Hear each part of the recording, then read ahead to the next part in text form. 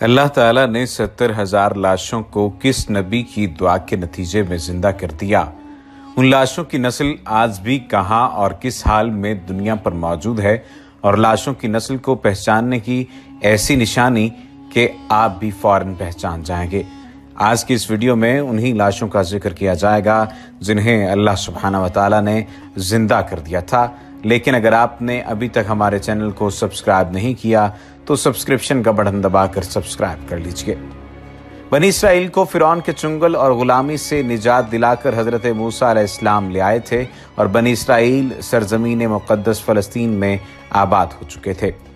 हजरत मूसा अलैहिस्सलाम के बाद हजरत हज़क़ील अलैहिस्सलाम तीसरे नबी थे जिनको अल्लाह ताला ने बनी इसराइल की जिम्मेदारी सौंपी। हजरत हज़क़ील अलैहिस्सलाम से मुतल्लिक एक तारीखी वाक़या ऐसा है जिसकी वजह से हजरत हज़क़ील अलैहिस्सलाम मशहूर हुए। हजरत हज़क़ील से कबल और हजरत मूसा अलैहिस्सलाम के बाद हजरत यूशे बिन नून अलैहिस्सलाम को अल्लाह ताला ने नबूवत से सरफराज फरमाया। आपके बाद हजरत कालिब बिन यूहन्ना अलैहिस्सलाम मर्तबा नबूवत पर सरफराज हुए और आपके बाद हजरत हज़क़ील अलैहिस्सलाम आए। आपको इब्नुल अजूज़ कहकर भी पुकारा जाता है। इब्नुल अजूज़ कहलाने की वजह यह है कि ये उस वक्त पैदा हुए थे जबकि उनकी वालदा माजदा बहुत बूढ़ी हो चुकी थी। आप ज़ुल्कफल भी कहलाए। आपका लक़ब ज़ुल्कफल इसलिए हुआ कि आपने अपनी कफालत में लेकर 70 अंबिया कराम को कत्ल से बचा लिया था जिनके कत्ल पर यहूदी कौम आमादा हो गई थी। फिर ये खुद भी खुदा के फजल करम से यहूदियों की तलवार से बच गए और बरसों जिंदा रहकर अपनी कौम को हिदायत फरमाते रहे। ये तफसीर उस-सावी का बयान है। हजरत हज़क़ील की वजह शोहरत बनने वाला वाक़या कुछ ऐसे है कि बनी इसराइल की एक जमात जो हजरत हज़क़ील के शहर में रहती थी मौत के खौफ से शहर छोड़कर जंगल में जाकर रहने लगी। हुआ कुछ यूं कि ताउन की वबा फैल जाने से लोगों की अमवात शुरू हो गई जिसकी वजह से ये लोग मौत के खौफ की वजह से शहर छोड़कर जंगल में जा बसे। अल्लाह ताला को इन लोगों की हरकत बहुत ज़्यादा नापसंद आई। चुनांचे अल्लाह ताला ने एक अज़ाब के फरिश्ते को जंगल में भेज दिया जिसने एक पहाड़ की आड़ में छुपकर और चीख मार कर बुलंद आवाज़ से कह दिया मौतुवा, यानी तुम सब मर जाओ। और इस महीब और भयानक चीख को सुनकर बगैर किसी बीमारी के बिल्कुल अचानक ये सब के सब मर गए। रिवायात के मुताबिक फरिश्ते की चीख की वजह से जंगल में आकर बसने वाले सभी अफराद लुक़्मा अजल बन गए जिनकी तादाद 70,000 थी। मुर्दों की तादाद इस कदर ज़्यादा थी कि लोग उनके कफन और दफन का कोई इंतज़ाम नहीं कर सके और उन मुर्दों की लाशें खुले मैदान में बेगोरो कफन 8 दिन तक पड़ी रहने के बाद सड़ने लगीं जिससे बेइंतहा ताफुन और बदबू फैल गई और पूरे जंगल और उसके अतराफ में ये बदबू और ताफुन फैलने लगा। लोगों ने उनकी लाशों को दरिंदों और उनकी बू से खुद को महफूज करने के लिए इस जंगल के इर्द गिर्द एक दीवार बना दी। कुछ दिनों के बाद हजरत हज़क़ील अलैहिस्सलाम का इस जंगल से गुजर हुआ तो अपनी कौम के लोगों की लाशें पहचान गए और अपनी कौम के 70,000 इंसानों की इस मौत नागहानी और बेगोरो कफन लाशों की फरावानी देखकर रंजो गम से उनका दिल भर आया। आप दीदा हो गए और बारी ताला के दरबार में दुख भरे दिल से गिड़गड़ा कर दुआ मांगने लगे कि या अल्लाह, ये मेरी कौम के अफराद थे जो अपनी नादानी से ये गलती कर बैठे कि मौत के डर से शहर छोड़कर जंगल में आ गए। ये सब मेरे शहर के बाशिंदे हैं। इन लोगों से मुझसे उन्स था और ये लोग मेरे दुख सुख के शरीक थे। अफसोस कि मेरी कौम हलाक हो गई और मैं अकेला रह गया। ऐ मेरे रब, ये वो कौम थी जो तेरी हम्द करती थी और तेरी तौहीद का ऐलान करती थी और तेरी किबरियाई का खुतबा पढ़ती थी। आप बड़े सोचे दिल के साथ इस दुआ में मशगूल थे कि अचानक आप पर वही उतर पड़ी कि हज़क़ील, आप इन बिखरी हुई हड्डियों से फरमा दीजिए कि ए हड्डियों, बेशक अल्लाह ताला तुमको हुक्म फरमाता है कि तुम इकट्ठे हो जाओ। ये सुनकर बिखरी हुई हड्डियों में हरकत पैदा हुई और हर आदमी की हड्डियां जमा होकर हड्डियों के ढांचे बन गए। फिर ये वही आई कि हज़क़ील अलैहिस्सलाम, आप फरमा दीजिए कि हड्डियों, तुमको अल्लाह का ये हुक्म है कि तुम गोश्त पहन लो। यह कलाम सुनते ही फौरन हड्डियों के ढांचों पर गोश्त पोष चढ़ गए।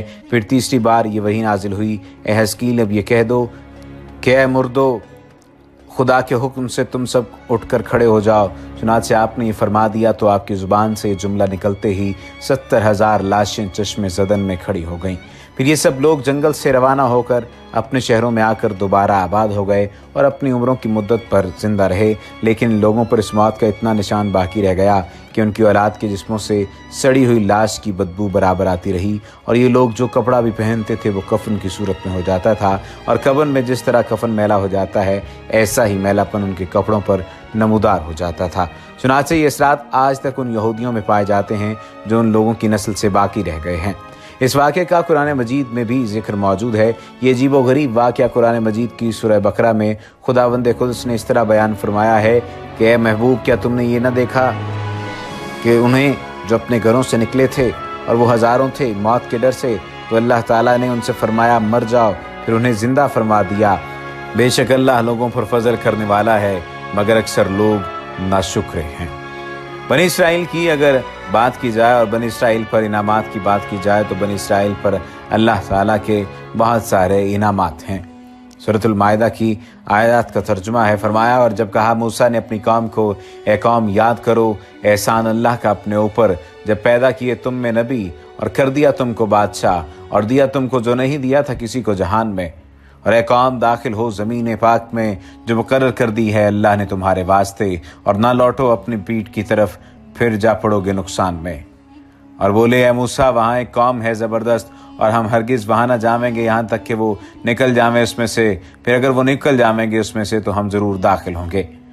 कहा दो मर्दों ने अल्लाह से डरने वालों में से कि खुदा की नवाजिश थी उन दो पर, घुस जाओ उन पर हमला करके दरवाजे में, फिर जब उसमें घुस जाओगे तो तुम ही गालिब होगे, और अल्लाह पर भरोसा करो अगर यकीन रखते हो।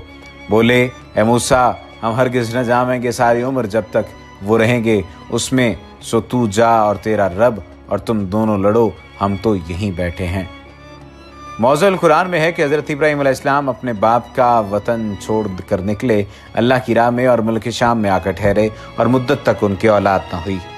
तब अल्लाह ताला ने बशारत दी कि तेरी औलाद बहुत फैलाऊंगा और ज़मीन शाम उनको दूंगा और नबूवत, दीन किताब और सल्तनत उनमें रखूंगा। फिर हज़रत मूसा अलैहिस्सलाम के वक्त वो वादा पूरा किया, बनी इसराइल को फ़िरौन की बेगार से खुलास किया और उसको गरक किया और उनको फरमाया कि जिहाद करो, अमालका से मुल्क शाम फतह कर लो, फिर हमेशा वो मुल्क शाम तुम्हारा है।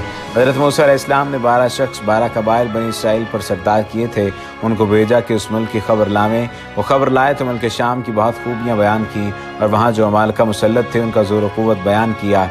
हज़रत मूसा अलैहिस्सलाम ने उनको कहा कि तुम कौम के सामने मुल्क की खूबी बयान करो और दुश्मन की क़ुव्वत का जिक्र मत करो।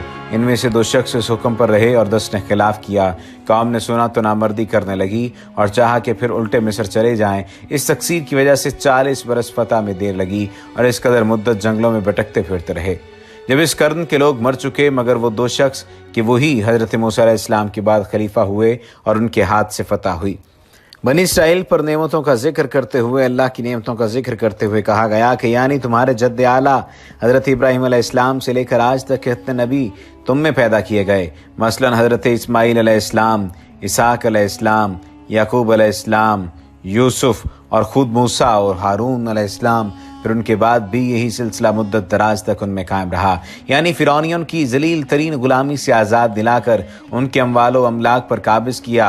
और इससे पहले तुम ही में से हज़रत यूसुफ को मिस्र के ख़ज़ाइन और सल्तनत पर कैसा तसल्लुत अता फरमाया। फिर मुस्तकबिल में भी हज़रत सुलेमान वगैरह नबी और बादशाह पैदा किए। गोया दीन और दुनिया दोनों की आला नेतों से तुमको सरफराज किया, क्योंकि दीनी मनासिब में से सबसे बड़ा मनसब नबूवत और दुनियावी इकबाल की आखिरी हद आज़ादी और बादशाहत है। ये दोनों चीज़ें मरहमत की गईं। यानी उस वक्त जब मूसा अलैहिस्सलाम को ये खिताब फरमा रहे थे, बनी इसराइल पर तमाम दुनिया के लोगों से ज़्यादा खुदा की नवाज़िशें हुईं। और अगर यहूदियों को अर्ज़ मुक़द्दस में दाखिले का हुक्म और उनकी बुज़दिली की बात की जाए तो ये सबसे अहम बात नज़र आती है। यानी खुदा ने बेशतर हज़रत इब्राहीम अलैहिस्सलाम से वादा फरमाया कि तेरी औलाद को ये मुल्क दूंगा। वो वादा ज़रूर पूरा होता है। खुशकिस्मत होंगे वो लोग जिनके हाथों पर पूरा हुआ। यानी जिहाद फ़ी सबीलिल्लाह में बुज़दिली और पस्त हिम्मती दिखाकर गुलामी की ज़िंदगी की तरफ मत भागो। यानी बहुत कभी हैकल तनोमंद और पुररोब। मालूम हुआ कि असबाब मशरूआ को तर्क करना तवक्कुल नहीं, तवक्कुल ये है कि किसी नेक मकसद के लिए इंतहाई कोशिश और जिहाद करे, फिर उसके समरात का इंतज़ार किया जाए और खुदा पर भरोसा रखा जाए। अपनी कोशिश पर नाज़ा और मखरूर न हुआ जाए। बाकी असबाब मशरूआ को छोड़कर खाली उम्मीदें बांधते रहना तवक्कुल नहीं, तअत्तुल है। यानी जिस हाल में भी इंसान को अल्लाह सुब्हानहू व तआला रखे, इंसान को कोशिश करनी चाहिए कि उसकी ज़ात पर राज़ी रहे اور راضی برضا ہوتے ہوئے اس کے احکامات پر بھی عمل کرتا رہے، کیونکہ جب تک احکامات پر عمل نہیں کرے گا اس وقت تک وہ تمام تر معاملات جو دین کی اصل روح ہے اس کے اندر جذب نہیں ہو سکے گی۔ اور دین کی اصل روح کو جاننے کے لیے یہ ضروری ہے کہ احکامات الہی کی پیروی کی جائے، اور جب تک احکامات الہی کی پیروی کی جاتی رہے گی انسان کا دل بھی سکون میں رہے گا اور انسان کا ضمیر بھی مطمئن ہوگا۔ وما علینا الا البلاغ المبین۔